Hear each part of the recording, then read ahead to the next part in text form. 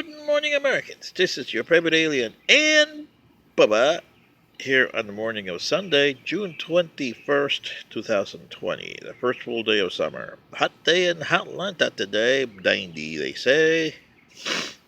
Well, I had to do the second part of that letter to African Americans, so it's part two today. Dear African Americans, this is your private alien. Yesterday I told you about why you should not have slavery. And going after slavery on Juneteenth and saying, abolish slavery, oh, we want to, yeah, you shouldn't do that. And ironically enough, the lawyer, who's African American from George Floyd's family, agrees with me about the monuments.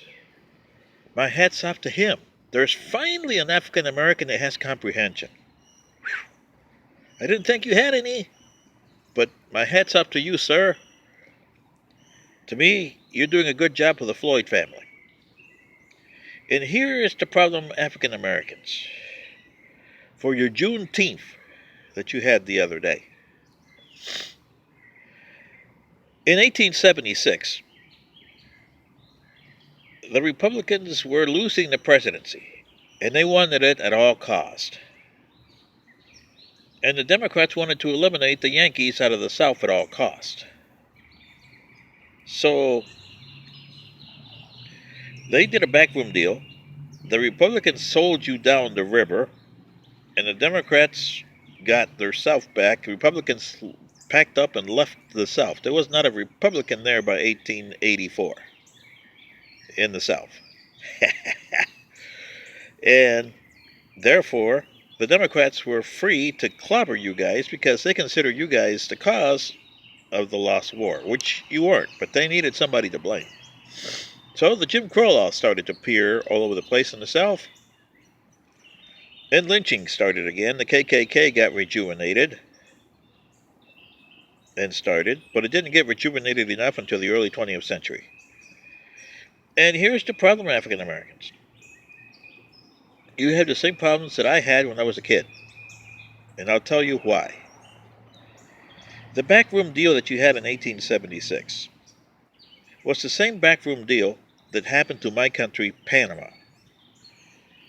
In 1904, the United States wanted the Panama Canal at all costs through the Isthmus of Panama. Colombia had just told them to go stick it. So they did the same thing. Oh yeah, in 1876 we did this and it worked. So here's what they did. They blocked the Colombian military from responding to the so-called revolt that happened in Panama. There wasn't much of one, by the way. But they sent warships like the USS Nashville to block the Colombians. And then they already had a deal with this Frenchman called Baru Barilla that they would pay him a certain amount of money.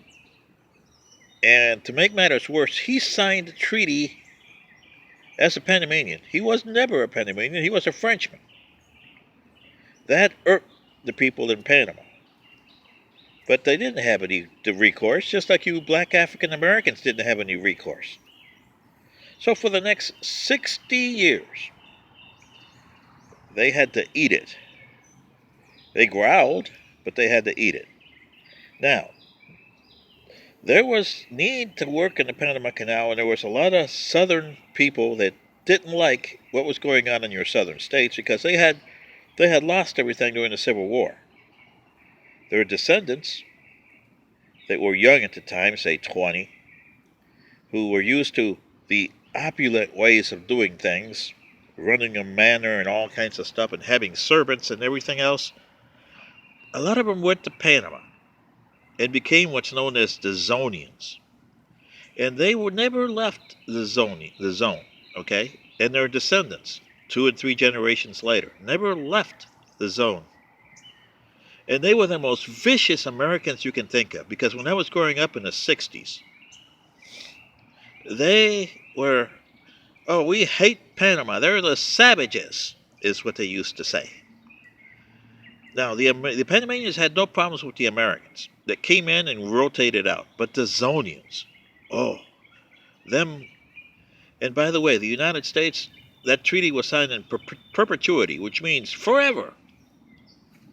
And there was not a Panamanian flag, even though it was Panamanian territory. Can you imagine if you take the, say, Mobile Bay all the way across Alabama to the border with Georgia and put 5 miles each way? It's controlled by Yankees. Really? Yeah. And in those 5 miles, uh, you African Americans have the segregation laws still. Yeah, right? Okay. But you had to pass from one side of Alabama to the other. And that was a tricky situation in Panama, trying to pass from one. It cost the province of Panama to split eventually. So, in 1958, the Balboa High School, which I went to later on, my father went to that school. He graduated a year earlier. And he was one of those instigators that started the instigation of one flag, American, because he didn't want to be associated with Panamanians. He wanted to be American. Uh, and it caused a little riot there in 58. And then they did it again in 64. Except at this time, the students of the Panamanian Institute decided to cross the border and started looting and burning, just like you guys did here in Atlanta and in Minneapolis. The United States, the Canal Zone government, used force, and I mean force, military force, to pull those guys out of there. There was a lot of dead. They say actually 22 died, but there was a lot more than that. Anyway, it caused the diplomatic relations to be broken between the two countries from January 1964 to April 1964. And can you imagine the Americans in the embassy or the consulate over there being no diplomatic relations? And lucky it wasn't Iran, because the Panamanian forces did their best to defend both the consulates and the embassy. Now, the Zonians, on the other hand, they knew that if something happened here, their lifestyle was gone. And the United States and Panama, the United States under Lyndon Johnson, wanted to keep the status quo. Panama wanted to renegotiate the treaty. And Panama did one of those United States backroom deals and caught the United States with their pants down and forced them to admit publicly, we're going to set a renegotiation of the Panama Canal, which irked the Zonians. It took them 13 years. But then again, one of your own Southern guys, Carter, finally signed the treaty in 1977. So you see, African Americans, this is the same thing with your Jim Crow laws. It went the same way. It took the Board of Education in 54 to start something back and create the 14th Amendment back to what it's supposed to be, not watered down. This is your favorite alien and Bubba, and my hat's off to the lawyer of Mr. Floyd's family. Thank you, sir. You're on the right track. Good day.